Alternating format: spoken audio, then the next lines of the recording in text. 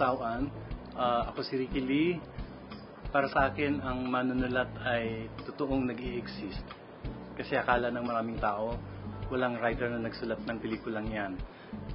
Inimbento lang ang mga linya. Hindi sila nag-i-exist. Pero may writer po. At isa ko doon. Lahat ng tao ay maaaring matuto magsulat, pero hindi lahat maaaring maging manunulat. 任何人都可以写文章，但并不一定能成为优秀的作者。Ang Chinoy profile natin ngayong umaga ay isang pagsilip sa buhay ng isa sa pinakapipitagang manunulat sa ating bansa. Walang iba kundi si Tatang Ricky Lee. Grade 4 or 5, gusto ko na maging writer. 4th year high school, naging desperate na yung kagustuhan kong makatakas sa Bicol.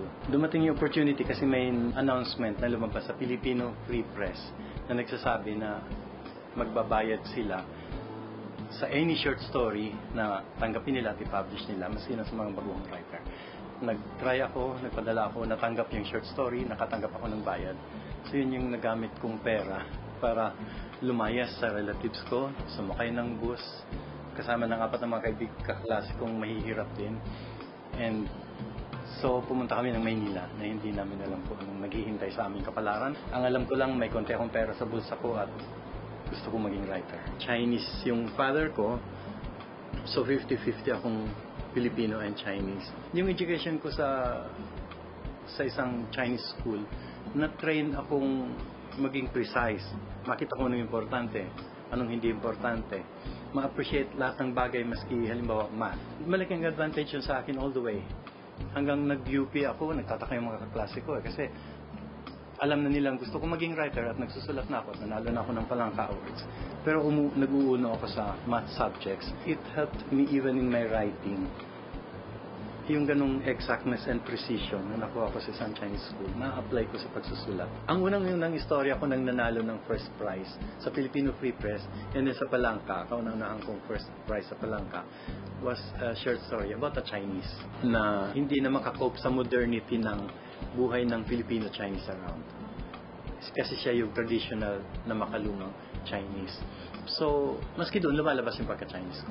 Mahigit 100 script na ang naisulat ni Tatang simula pa noong dekada 70.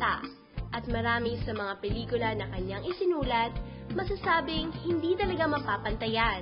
Pero, may isang pelikula ang aminado siyang nahirapan gawin at tunay na tumatak sa puso niya.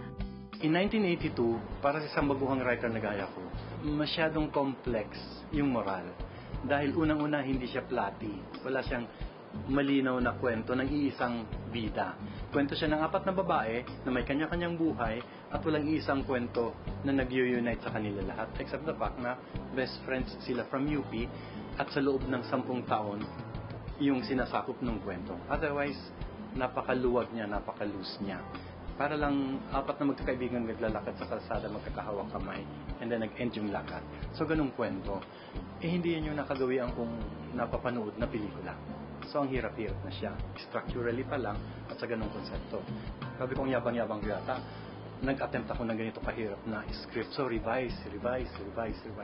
So, ang dami namin yung drafts. At nag-shooting na kami, nagre-revise pa ako. As in, nasa set si Marilu Diaz-Abaya, the director, patawag siya sa akin, nag-discuss kami, sinusulat ko at dinidikta ko sa kanya yung dialogue nila Lorna Tolentino na nasa set naghihintay kung ano shoot. Bilang writer, hindi ko hiniwalay para sa akin yung pagme-mentor. Ang totoong naging formal workshop ko, nagsimula ng 1982, nung nasa pelikula na ako. 3rd year ko ng pagsusulat ng scripts. Nasulat ko na nun ng Himala, Moral, and so on. So medyo malakas na ng konti ang loob ko. Naniniwala ko sa buhay ko na huhusay ka lang pag nag-share ka. Hindi ka huhusay pag hinuhoard mo, kinakamkam mo, mabubulok, mag-i-stay lang sa'yo eh. I think lahat ng tao humuhusay dahil sa sharing. I feel kasi, to a great extent, it's the workshopping that makes me good and better as a writer and as a person. As a teacher ng eskwelahan o as a mentor, hindi ako nag-i-stick sa isang syllabus. May nare-retain at 70-80%, pero laging may 20% akong binabago kasi nabobore ako na paulit-ulit kong sinasabi in the same way, in the same manner. Napagturo ako sa New Era kasi after 6, 7, 8 years na pagtuturo sa UP at sa Ateneo, I felt the need na gusto kong pumunta sa estudyante, sa iba pang mga estudyante. So nag-university hopping ako, as in one university, one SEM. So nag-UE, UST, Lasal, UP Padre Paura, New Era, etc. Naglibot talaga ako, gumala para maramdaman ko yung iba-ibang klaseng estudyante, iba-ibang klaseng atmosphere ng pagtuturo at pagtuturuan at sharing sa iba-ibang eskwelahan. And sa New Era, I really had a very fulfilling semester. Mahuhusay mga estudyante ko, I think, basically because they were very sincere. Wala sila mga ere na, ay ganito, okay, sincere, at mababait sila. Sinamahan nila ako sa isang pagsamba, and so on, naging kaibigan ko yung iba sa kanila. So, I had a good semester that time. Lumabas ang unang nobela ni Tatang na Para Kay B noong 2008. At pagkaraan ng 3 taong pagsulat, lumabas na rin sa wakas ang kanyang pangalawang nobelang pinamagatang Si Amapola sa 65 na kabanata. Sabi ko, gagawa ako ng tungkol sa pagmamahal sa bansa. Pero gagawin kong comedy. Matagal ko na rin gustong gumawa ng kwento tungkol sa mga aswang. Noong pa yan, high school, college, fascinated ako sa mga aswang at mundo ng mga aswang. May feeling ako na misunderstood creatures sila. Sa ating literature, sa ating pelikula, lagi nilang pinoprotest kontra bida and so on and so forth. Pag sinabing manananggal, ang pangit ng buhok at nanlilisak at ang mata and so on and so forth. So sabi ko gusto ko rin gumawa ng tungkol sa mga aswang. Pagsamahin ko kaya. Finally, and so, nang pinagsasama-sama ko na yung elements na yon, may sumingit na isa pang element. Interested din ako sa history. Matagal na akong fascinated kay Bonifacio. Yung pagpatay kay Bonifacio na iba-ibang version, paano pinatay, anong nangyari sa kanya, and so on and so forth. Parang napakagandang kwento, pelikula, man o nobela, yung buhay pa lang ni Bonifacio. Fascinated din ako doon. So, ano kaya kung isama ko rin? And so, that's how Amapola came about. May 3 payo si Tatang sa napakaraming manunulat. Baguhan man na gustong makamit ang kanyang makamtan at ang mga manunulat na patuloy na nakikipagsapalaran. Importante ang talent, pero hindi enough ang talent. Ang dami-daming mga taong talented na talented, unknown, walang nakakilala, walang nakabasa o nakapanood ng mga ginawa nila, walang nakarinig sa maganda nilang boses.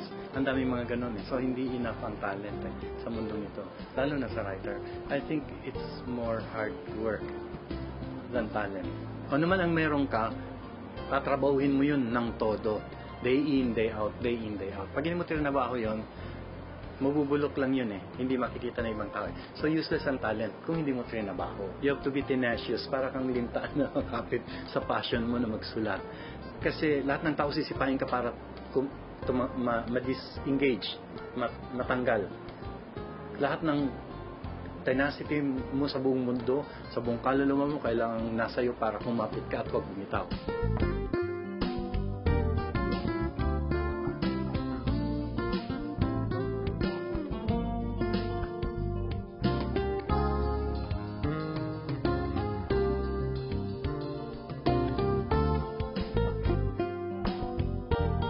Importante na merong show na gaya ng Chinoy TV. I think dapat sa maraming paraan, sa maraming klase ng platforms, nako-communicate natin sa ating mga kababayan ang buhay at ang kwento ng mga Filipino-Chinese because in the end, talamak ang Chinese-ness sa ating lahat. Halos karamihan sa atin Filipino-Chinese in so many ways. And para sa akin, na maagang namatay ng tatay at tumigil mag-aral ng Chinese. Tumigil ako ng grade 5 ako mag-aral ng Chinese, namatay yung tatay ko.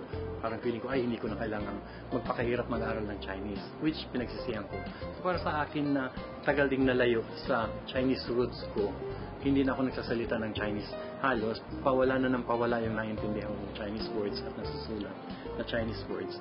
Napakalaking bagay yung makapag-reconnect ka sa Chinese-ness mo, even if through a show like this.